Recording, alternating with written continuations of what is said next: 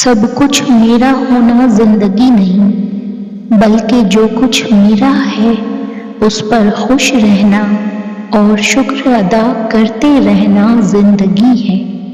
کچھ چیزوں کا اس وقت ملنا بہتر نہیں ہوتا جب تم خواہش کر رہے ہوتے ہو، بلکہ جس وقت اللہ عطا کرے وہی بہترین وقت ہوتا ہے۔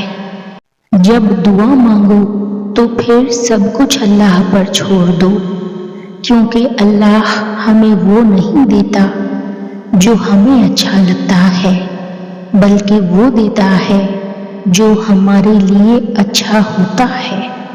اور جب تم اللہ سے مانگو تو یہ بھی مانگو کہ اللہ ان چیزوں سے تمہارا امتحان نہ لے جن سے تم محبت کرتے ہو۔ ایک دن اللہ تمہیں اس قدر کافی لگنے لگے گا کہ پھر تمہیں کبھی کسی اور کی ضرورت ہی محسوس نہیں ہوگی۔ اللہ ضائع تو کچھ بھی نہیں کرتا، نہ کوئی دعا، نہ نیکی اور نہ کوئی آنسو۔ اس کے ہاں ہر چیز کی قدر ہے، وہ بہترین وقت پر بہترین بدلے سے نوازتا ہے۔ پھر اللہ تمہیں راضی کرے گا اور بار بار راضی کرے گا اور تمہیں اپنی رضا سے بھر دے گا۔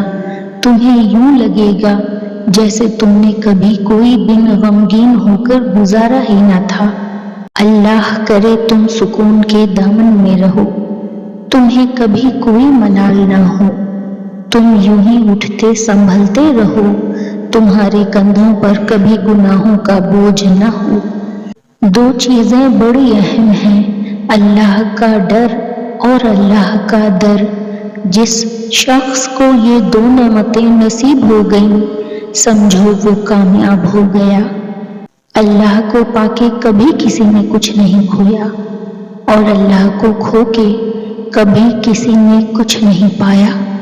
جانتے ہو سچا پیار تو وہ ہے جو تمہارا اللہ تم سے کرتا ہے۔ اللہ نہ جلدی کرتا ہے نہ دیر کرتا ہے، اللہ ہمیشہ صحیح وقت پر کرتا ہے۔ تمہارا راستہ کسی اور جیسا نہیں ہوگا، تمہاری رفتار، تمہاری شفا، تمہارا ایمان سب خوبصورتی سے مختلف ہے۔ جلدی مت کرو، تم بالکل وہیں ہو جہاں اللہ تمہیں چاہتا ہے۔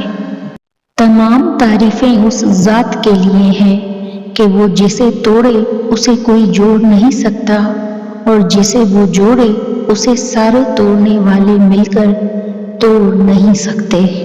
جب سائنس کیا، کیوں اور کیسے پر آ کر رک جائے تو وہاں اللہ پاک کہتا ہے ان اللہ علی کل شیء قدیر۔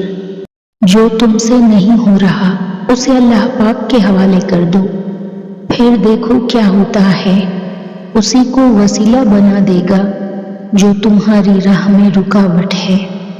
صبر ایسے کرنا چاہیے جیسے روزہ رکھا ہو، یہ سوچ کر کہ مغرب کی اذان ضرور ہوگی۔ ہر تاریک رات کے بعد صبح نے نمودار ہونا ہی ہے، اس لیے پر امید رہو۔ اللہ پاک کو پر امید لوگ بہت پسند ہیں۔ ہر ٹوٹی امید بندے کو رب سے جوڑتی ہے۔